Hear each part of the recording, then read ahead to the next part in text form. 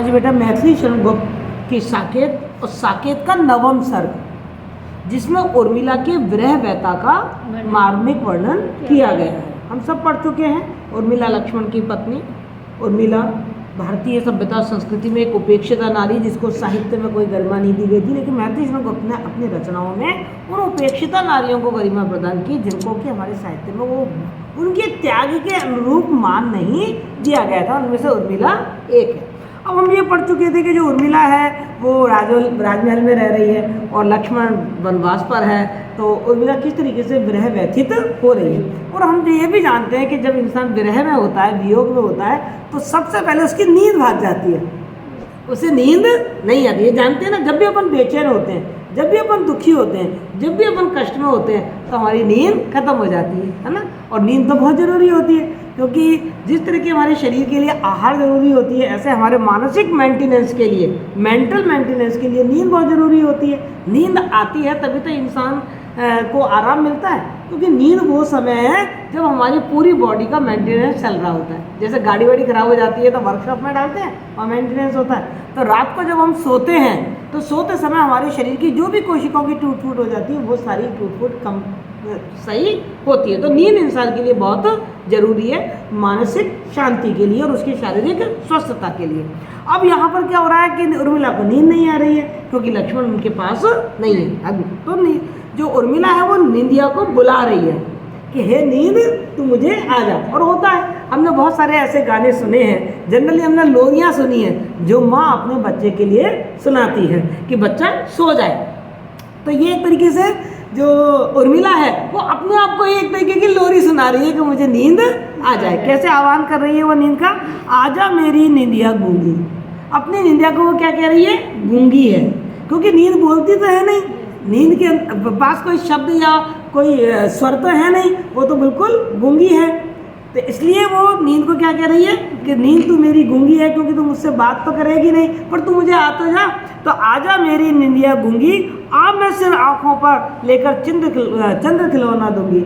और जब हम किसी चीज़ को अपने पास बुला रहे होते हैं और वो चीज़ हमारे पास नहीं आती है, तो हम क्या करते हैं? उसको कोई ना कोई प्रलोभन या कोई ऐसा आकर्षण देते हैं कि वो चीज़ हमारे पास आ जाए। अब उर्मिला की नींद आ नहीं रही है, कई रात बीत गई है, नींद नहीं आ रही है, तो वो कह रही है मैं सिर आँखों पर, मैं तुझे अपने सिर आँखों पर रखूंगी, अर्थात तुझे बहुत मान सम्मान दूंगी। सिर आँखों पर रखने का मतलब क्या है? बहुत लाड़, बहुत दुलार, बहुत मान सम्मान दूंगी, लेकर चंद्र खिलौना दूंगी, और फिर मैं तुझे चंद्रमा रूपी खिलौना दूंगी। देखो, चंद्र खिलौना ये रूपक अलंकार है, तो उसको प्रलोभन दे रही है कि मैं तुझे चांद रूपी खिलौना दूंगी। और देखो, इसके पीछे एक सच्चाई ये भी है कि नींद कब आती है? रात को आती है, और रात को आसमान में कौन सा खिलौना होता है? क्या चीज़ होती है? चांद होता है। तो कहते हैं तू मुझे आएगी ना तो मैं तुझे चंद्रमा रूपी खिलौना भेंट कर दूंगी। प्रिय के आने पर आवेगी, अर्धचंद्र ही तो पावेगी। और एक बात और सोच ले कि अभी तो तू मुझे आ नहीं रही है, लेकिन जब मेरे लक्ष्मण लौट आएंगे, प्रिय के आने पर आवेगी, प्रिय मतलब उनके लक्ष्मण, उनके प्रियतम, ये मेरे प्रियतम 14 साल बाद आ जाएंगे, और फिर तू मुझे आएगी, तब तो मुझे बहुत गुस्सा आएगा। आएगा कि नहीं आएगा? क्यों कि 14 साल बाद तो प्रिय आएंगे, और फिर तू आंखों में आएगी, तो मैं प्रिय से बात कैसे करूंगी? अपने प्रियतम से प्रेम कैसे करूंगी? इसलिए यदि तू उस समय आएगी तो अर्धचंद्र ही तो पावेगी, तो मेरे से तू आधा चंद्रमा पाएगी। अब सवाल ये उठता है यहाँ पर अर्धचंद्र का मतलब क्या है? यहाँ अर्धचंद्र शब्द बहुत ही लाक्षणिक प्रयोग किया गया है। अर्धचंद्र का मतलब होता है गले को घोंट देना, गला दबाकर हत्या कर देना, उसको कहते हैं अर्धचंद्र। ठीक है, जो आधा चंद्रमा होता है उसका इसी यही तो रूप होता है, आधा चंद्रमा। तो समझ गए? तो तू मेरे से क्या पाएगी? अर्धचंद्र ही पाएगी, यानी मैं तेरा गला दबा दूंगी। पर यदि आज उन्हें लावेगी, लेकिन ध्यान रख, यदि आज लेकर आएगी, क्योंकि आज तो लक्ष्मण मेरे पास नहीं है और तू मेरी आंखों में आ गई, यदि मुझे नींद आ गई, और नींद आ गई तभी तो मुझे स्वप्न आएंगे, नींद नहीं आएगी तो मुझे स्वप्न भी कैसे आएंगे? और यदि आज उन्हें लाएगी, यानी कि आज तो मेरी आंखों में आ गई, और मेरी आंखों में आकर मुझे सपनों में मेरे प्रीतम से तूने मुझे बुलवा दिया, तो तुझसे ही लूंगी आजा मेरी निंदिया गूंगी। तो तू जो चाहे मुझे सजा दे देना, वो सब मुझे स्वीकार होगा, पर तू कैसे ही मेरी आंखों पर आजा। और उर्मिला नींद लेना क्यों चाहती है, नींद क्यों लाना चाहती है? देखो एक बात और, मैंने भी आपको नींद का वैज्ञानिक कारण बताया कि नींद हमारे शरीर के लिए कितनी आवश्यक है, पर उर्मिला यहाँ नींद क्यों लेना चाहती है, क्यों नींद आना चाहती है? क्योंकि नींद में ही तो सपने देखेगी और सपने में ही अब लक्ष्मण उसको मिल सकते हैं। सचमुच में तो लक्ष्मण मिल नहीं सकते, वनवास जा चुके हैं, तो सपने में ही वो लक्ष्मण से अभिसार कर सकती है, लक्ष्मण से मिलन कर सकती है, इसलिए वो नींद को आमंत्रित कर रही है। आगे कह रही है, पलक पावड़ों पर पद रखतू, तनिक सलोना रसवी चखतू, आ दुखिया की और निरखतू, मैं न्यौछावर होंगी, आजा मेरी निंदिया गूंगी। अब देखो वो फिर चूंकि नींद को आमंत्रित कर रही है, तो नींद को अपनी ओर आकर्षित करने के लिए कह रही है, मैं पलक पावड़ों पर पद रख, मेरे पलक रूपी जो पावड़े हैं उन पर तू अपने पैर रख। देखो फिर रूपक अलंकार आ गया।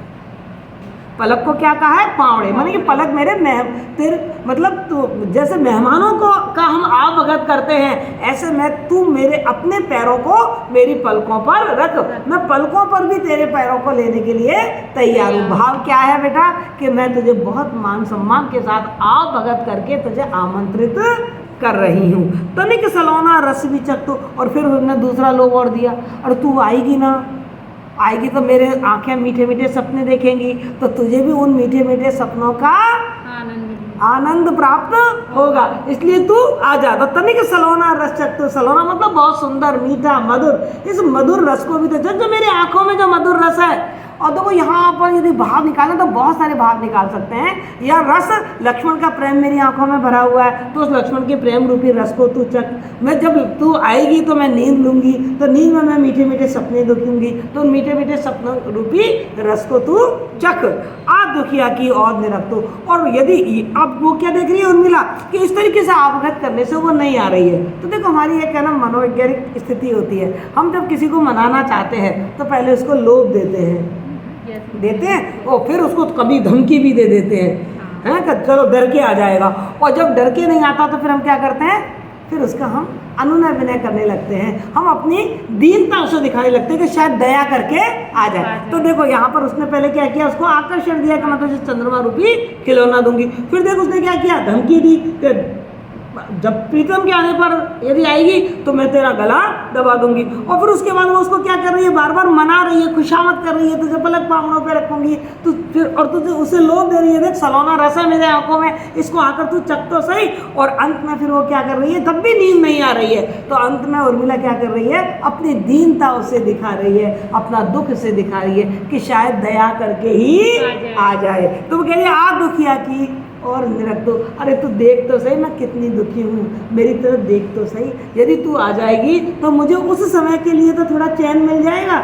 यदि मेरे को नींद नहीं आई, मैं जगती रही, तो इस जगने में तो मुझे लक्ष्मण की जो विरह व्यथा है वो सालती रहेगी, वो मुझे कष्ट देती रहेगी। तू मेरे दुख पर दया करके मेरे ऊपर आ जा, मैं न्यौछावर होंगी। मैं सही बता रही है, यदि तू आ जाएगी ना तो मैं तुझ पर न्यौछावर हो जाऊंगी, अर्थात अपना सब कुछ जो तू मुझसे मांगेगी सब कुछ मैं तेरे पर बलिदान कर दूंगी, न्यौछावर कर दूंगी। आजा मेरी निंदिया गूंगी, हे मेरी गूंगी निंदिया तू आजा, क्योंकि तू मुझसे बोलती तो कुछ है नहीं, इसलिए उसने निंदिया को क्या कहा है, गूंगी कहा है, जवाब नहीं दे रही है निंदिया। और सब चीज़ें तो हमने आगे पढ़ा, चाहे वो और चीज़ों से जब वो बात कर रही है तो वहाँ से तो उसको जवाब मिल रहा है, पर निंदिया से उसको कोई जवाब नहीं मिल रहा है, इसलिए उसने निंदिया को क्या कहा है, गूंगी निंदिया कहा है। क्लियर, समझ में आ गया? देखो इसकी जो भावार्थ और उसकी जो काव्यात्मक टिप्पणी है वो मैंने आपको बता दी, इससे संबंधित चीज़ें मैंने आपको समझा दी। जैसे मैंने वैज्ञानिक तथ्य भी बता दिए कि नींद हमारे लिए क्यों जरूरी है, पर निर्मला यहाँ नींद इसलिए चाहती है कि नींद में ही उसको स्वप्न आएंगे और स्वप्न में वो लक्ष्मण से मिल पाएगी, उसे चैन तभी मिलेगा। उसके बाद जो इसका संदर्भ है वो आपके पास आ गया। संदर्भ में तीन ही चीज़ लिखते हैं, मैथिली गुप्त साकेत पुस्तक का नाम है, नवम सर्ग से लिया गया है। फिर हम काव्यगत विशेषता लिखते हैं तो हिंदी की खड़ी बोली है, तत्सम शब्द की प्रधानता है, गीत शैली है, अलंकार आप ये देख रहे हैं कि मानवीकरण अलंकार है कि नींद को एक इंसान की तरह चित्रित किया है ना, और रूपक अलंकार है, अंत्य अनुप्रास अलंकार है, अनुप्रास अलंकार है, तो अलंकार की बात आप लग दीजिए, गीत शैली की बात आप लिख दीजिए, ये सब काव्यगत विशेषताओं में ये चीज़ें आ जाएंगी। क्लियर, कोई दिक्कत? और उर्मिला की विरह व्यथा बताई गई है, ये इसका प्रसंग भी आ गया और ये इसकी विषय वस्तु भी आ गई, आराम से समझ में आ गया। और मैंने आपसे बताया कि मैथिली गुप्त ने नवम सर्ग में भावों से भरे हुए गीत लिखे हैं। तो ये एक गीत है आजा मेरी निंदिया गूंगी। जैसे कल अपन ने एक गीत पढ़ा था कि दोनों और प्रेम पलता है, ऐसे आज हमने ये गीत पढ़ा कि आजा मेरी निंदिया गूंगी। ओके।